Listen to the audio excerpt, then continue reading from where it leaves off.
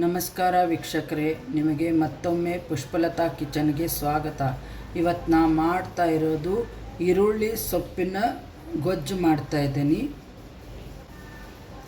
ನಾನು ಇದು 2 ಕಟ್ ಈರುಳ್ಳಿ ಸೊಪ್ಪು ತೊಗೊಂಡೇನಿ.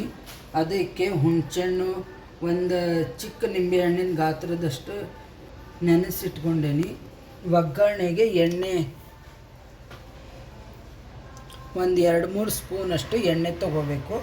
ಅದಕ್ಕೆ ಒಂದು ಬಟ್ಲದಷ್ಟು ಶೇಂಗಾ ಹುರ್ಕೊಂಡು ಇಟ್ಕೊಂಡೇನಿ. ನಿಮಗೆ ಶೇಂಗಾ ಬೇಕಂದರೆ ಹಾಕ್ಕೋಬೋದು, ಅದು ಆಪ್ಷನಲ್ಲು. ಹಾಕ್ಕೊಂಡ್ರೆ ತುಂಬ ಟೇಸ್ಟ್ ಚೆನ್ನಾಗಿರುತ್ತೆ.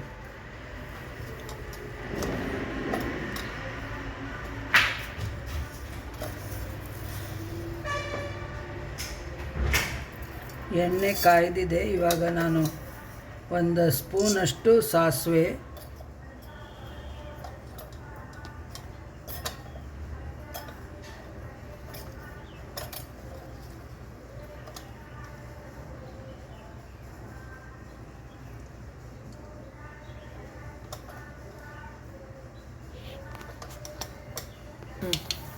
ನೋಡಿ ಸಾಸಿವೆ ಆಗಿದೆ. ಇವಾಗ ಒಂದು ಅರ್ಧ ಸ್ಪೂನಷ್ಟು ಜೀರಿಗೆ ಹಾಕ್ತಾಯಿದ್ದೀನಿ. ಅದಕ್ಕೆ 1 ಸ್ಪೂನಷ್ಟು ಉದ್ದಿನಬೇಳೆ,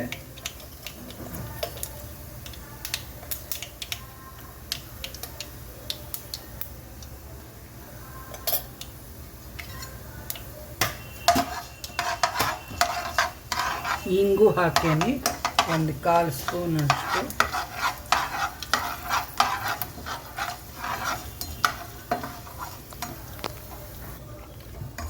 ಸಾರಿ ವೀಕ್ಷಕರೇ, ಕಡಲೆಬೇಳೆ ಹಾಕೋದು ತೋರಿಸ್ಲಿಲ್ಲ. ಕಡಲೆಬೇಳೆನೂ ಹಾಕ್ಕೊಂಡೇನಿ. ಇವಾಗ ಕರಿಬೇವು ಹಾಕ್ಕೋತಾ ಇದ್ದೀನಿ.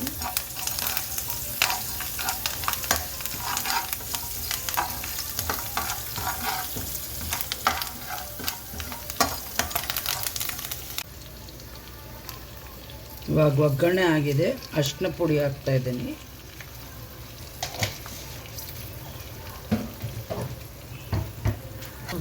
ಇವಾಗ ಈರುಳ್ಳಿ ಸೊಪ್ಪು ಹಾಕ್ಕೋತಾ ಇದ್ದೀನಿ.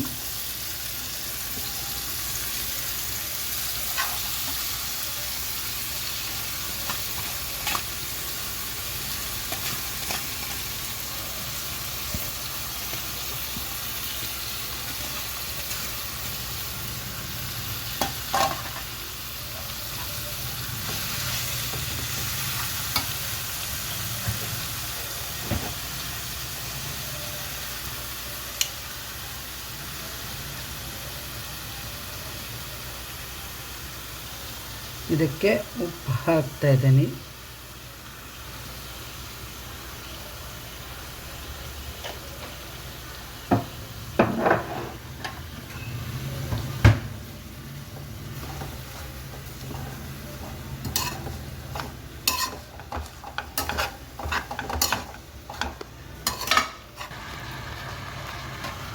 ಈಗ ಈರುಳ್ಳಿ ಸೊಪ್ಪು ಚೆನ್ನಾಗಿ ಫ್ರೈ ಆಗಬೇಕು ಎಣ್ಣೆಯಲ್ಲೇ.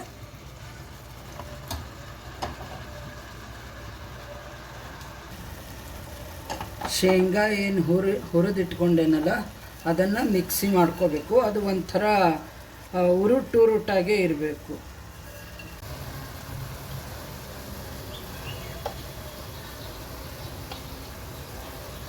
ನಾನು ಸಾಂಬಾರ್ ಪೌಡ್ರ್ ಹಾಕ್ತಾ ಇದ್ದೀನಿ. 2 ಸ್ಪೂನ್ ಹಾಕ್ತಾ ಇದ್ದೀನಿ. ಇದಕ್ಕೆ ಇದು ಬ್ಯಾಡಗಿ ಮೆಣಸಿನ್ಕಾಯಿ ಪೌಡ್ರು ಸ್ವಲ್ಪ. ಇದಕ್ಕೆ ಬೆಲ್ಲ ಹಾಕ್ತಾ ಇದ್ದೀನಿ.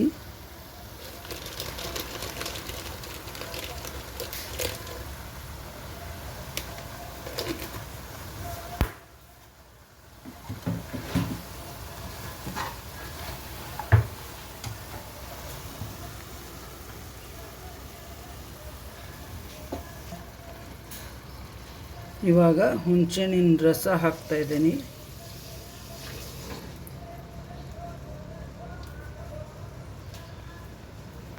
ಒಣ ಕೊಬ್ಬರಿ ಪೌಡ್ರ್ ಹಾಕ್ತಾ ಇದ್ದೀನಿ. ನಿಮಗೆ ಬೇಕಂದ್ರೆ ಹಸಿ ಕಾಯಿ ತುರಿ ಹಾಕೋರಿ.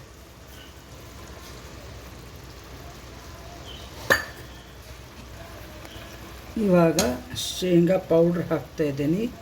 ಈ ಥರ ನೋಡಿ ತರಿ ತರಿ ಆಗಬೇಕಿದು. ಆ ಥರ ಪೌಡ್ರು ಮಿಕ್ಸಿ ಮಾಡ್ಕೋಬೇಕು.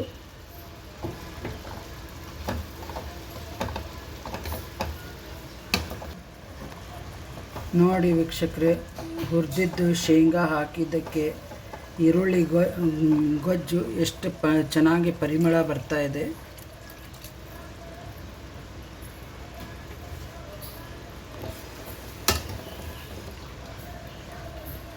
ಇದಕ್ಕೆ ನೀರು ಒಂದು ಸ್ವಲ್ಪ ನೋಡಿ ಹಾಕಬೇಕು. ತೀರಾ ಎಕ್ದಮ್ಕಿಲೆ ನೀರು ಹಾಕಬಾರ್ದು. ನಾನು ಸ್ವಲ್ಪ ನೀರು ಹಾಕ್ತಾಯಿದ್ದೀನಿ. ಇಷ್ಟೇ ಸಾಕು ನೀರು.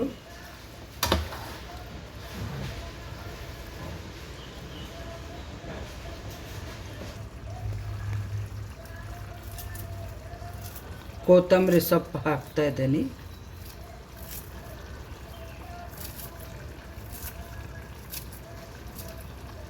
ಇದಕ್ಕೆ ಚಪಾತಿ, ಜೋಳದ ರೊಟ್ಟಿ,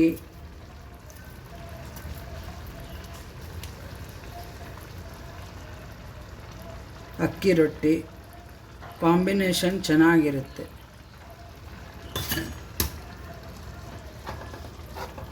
ಇದಕ್ಕೆ ಈರುಳ್ಳಿ ಗೊಜ್ಜಿಗೆ ಚಪಾತಿ ಮಾಡ್ತಾಯಿದ್ದೀನಿ.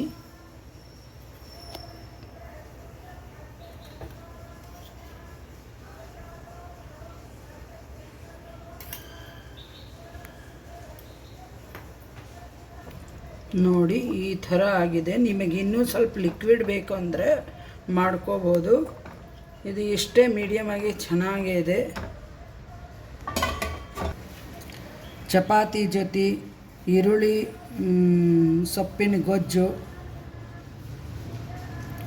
ಮಾಡಿ ನೋಡಿ, ಚೆನ್ನಾಗಿರುತ್ತೆ, ಟೇಸ್ಟಿಯಾಗೂ ಇರುತ್ತೆ. ಮನೇಲೇನು ಎಲ್ಲರೂ ಇಷ್ಟಪಡ್ತಾರೆ. ಸಬ್ಸ್ಕ್ರೈಬ್ ಮಾಡಿ, ಬೆಲ್ ಐಕಾನ್ ಕ್ಲಿಕ್ ಮಾಡಿ. Thank you.